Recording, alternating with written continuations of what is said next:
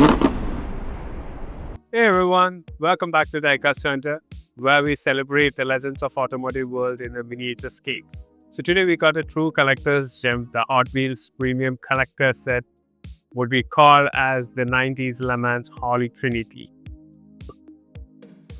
But there's an interesting twist. Unlike most racing car sets, these cars don't have their signature liveries. Instead, Hot Wheels has gone with a clean silver finish, giving them a sleek, understated look that's all about shapes and lines. So let's take a closer look at that package. So we got the Hot Wheels Premium written over here. To the side, we got the 1997 Porsche 911 GT1, the McLaren F1, the 1997 Mercedes-Benz CLK-GTR, and a Fleet Street flatbed truck ready to load these legends.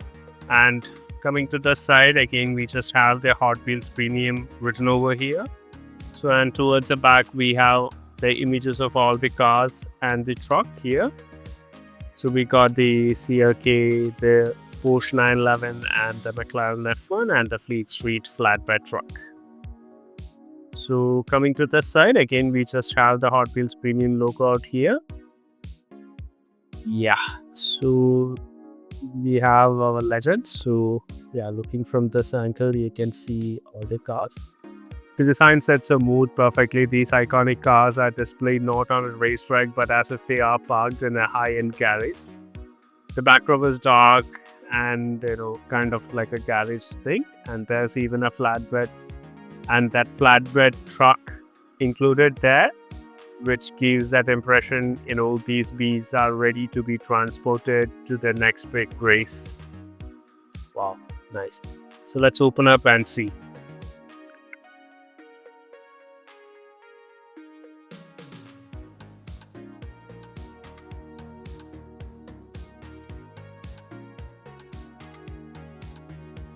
Beautiful, isn't it?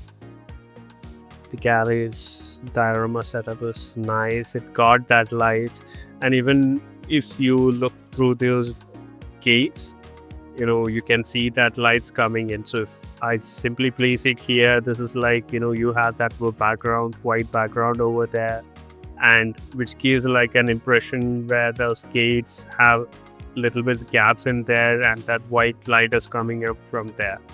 So yeah, that's beautifully set up. So now let's take each car and look in detail. So now I have loosened up all the tightness from the diorama, so we can actually take the car in hand and look at in detail as usual we do in all our videos. So let's start with the Mercedes-Benz CLK-GTR.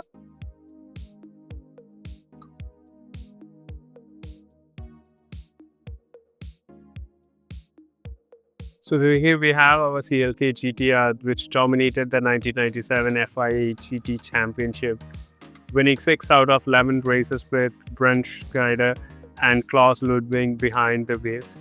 In some unrestricted trims, it could produce up to 800 bhp, so making it one of the fastest GT cars ever made.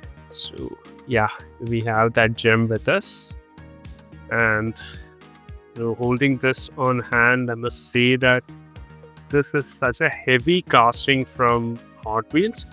This does feel that weight when you take it in hand. Alright, so now let's look at. So yeah, starting from the front, we got that long nose and the pronounced splitter. So these were designed for the top aerodynamic efficiency and cooling for the massive V12. So the headlamp mirrors the typical Mercedes style which we had seen in cars of that generation, but they are also functional here, on for night racing at the Le Mans and the FIA GT championships. So now coming to the side profile, see how low that car has been placed. So this low wide stance comes from its carbon fiber and honeycomb aluminum monocoque chassis. The pronounced rear fender helps huge racing tires and minimizes the downforce. So basically, In the original car, we can remove the hood as well as the rear component. So this is where the engine sits. And in the original CLK-GTR, it used a 6.9-liter V12 race spec evolved from the 6-liter blueprint, pushing 600 to 670 HP, routed through a 6-speed sequential gearbox. Magnesium castings and titanium rods kept the engine light yet incredibly robust. So that's it. From the side profile, you got all the beautiful lines, and if you just put it here, you can see that silhouette of the CLK. Coming to the back, again you got Mercedes logo out here. You can see CLK written over there, AMG written over there, the rear splitter, and that huge spoiler. Coming to the underside, yeah, you don't have much things written over there. It's just Mercedes CLK-GTR here, but this is a floor, and that floor is pretty detailed here. So you got that splitter coming out on the rear. You got few aero inserts on the splitter on the front side. That's all there. Now coming to the top, yeah, beautiful. Got that huge splitter. So look closely, you can see that engine elements in there. The dashboard, the steering elements. Since it's all black, it's a bit difficult to see the interiors, but you can see that seat there, the engine compartment. So yeah, it's there, but it's hard to see. You can see the dash key elements and all there. Yeah. So yeah, that's it for the Mercedes CLK-GTR. Nice. So now let's move to the next one.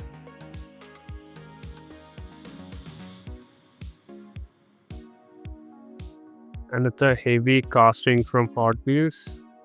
I think this one is much heavier than the Mercedes casting. Huge and heavy casting. So yeah, here we have the Porsche 911. So the 911 GT1 remains an icon at the Le Mans. In 1997, Porsche fielded 8 GT1s. Their factory cars led early but retired before the finish. Nevertheless, the privateer entries managed a strong 5th overall, cementing the GT1's racing legacy, and yeah, it's a gem. So now let's look at the car in detail. So take a close look at the Porsche 911 GT nose. In real life, the GT1 Evo's front was radically revised for the 97, inspired by the upcoming 996 road car. Notice the sleeker headlines and the more aerodynamic splitter. These elements allowed the car to reach up to 205 miles per hour on the long Le Mans straight, or the Mousseline straight. Coming to the side profile, the wide wheel arches, sleek slide blend the DNA of the 993 Generation 911 and Porsche's legendary 962 race car. Every panel is sculpted for airflow and stability, essential for blasting down that Mousseline at speed. Wow. And that silhouette, such a nice thing to watch. Now coming to the rear, we got the 911 GT1 written over here, the tail lamps here, the exhaust and the engine cooling vents are all here. And talking about the engine, the rear car had a 3.2-liter twin turbocharged flat 6, putting out a 600 HP hidden under the light bodywork. This powertrain was built for endurance, propelling the car from 0 to 100 km in about 3.6 seconds. So just flipping to the underside. So just got details of the rear diffuser. The front portion is pretty much plain. Yeah, you don't have much details in here. To the top, got good details. So yeah, that's it for the Porsche 911 GT1. So now let's look at the third one.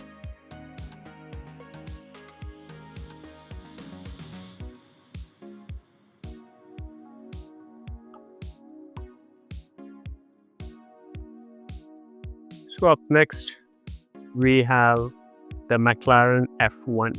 Designed as the ultimate road car, the racing versions of the F1 took outright victory at the 1995 24 Hours of Le Mans, making history as the last production-based car to win the great race. Now let's look the car in detail.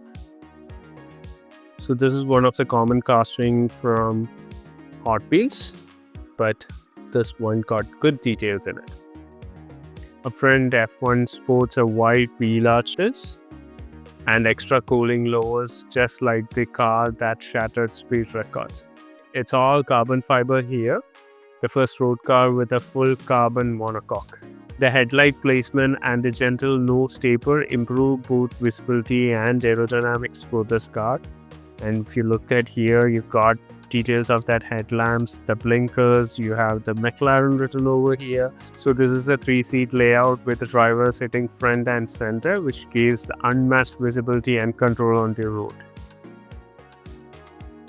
Coming to the side, again you got that beautiful supercar silhouette, the ultimate car. I think for those from the 90s, this has been a dream car. You got the blinkers here, you got nice wheels, you got that aero lines out here beautifully. So coming to the back, we have the iconic rear end of the McLaren F1. Lift the rear hatch and you'll find a BMW S70's 6.1 liter V12 that delivered 670 HP.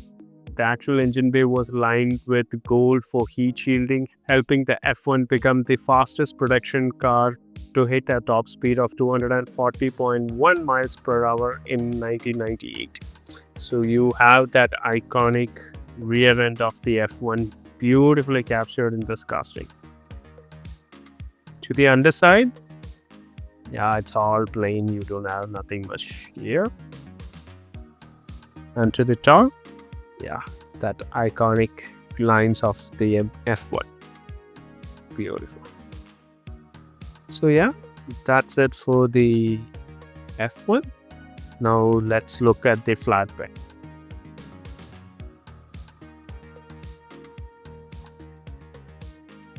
So finally we have the Fleet Track, the flatbed truck included in this package, so which improves the overall appeal of this packing, a truck that is ready to carry these legends to a racetrack. So this is all finished in a black and silver. And come to the front, you got good details on the front. You got headlamps here, you got good details on the grille, you got wipers on the windshield. Coming to the side, yeah, you got that flatbed, got beautiful wheels, you got spare wheels out here, you got the slick and the wet wheels here. And this flatbed is actually removable, so you have to pop it, yeah, slightly pop it and then slide it. So yeah, and it's actually towards the end, it's actually removable, so it would come apart. So this is the bay and we have the truck. Nice. Yeah, and you can simply slot it in and this will move. Nice. So for instance, we can keep the car in here, that will be locked, and what a stance it is. Nice. So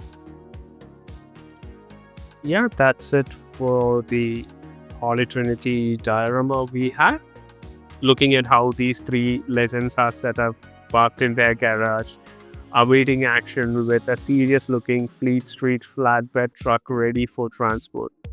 It's behind the scenes why that has been showcased in this diorama, which gives us a feel that these cars are being prepped in the Le Mans pit, fresh and full of potential. So what do you think of the stripped down garage style presentation? Personally, I love how it lets the car designs speak for themselves.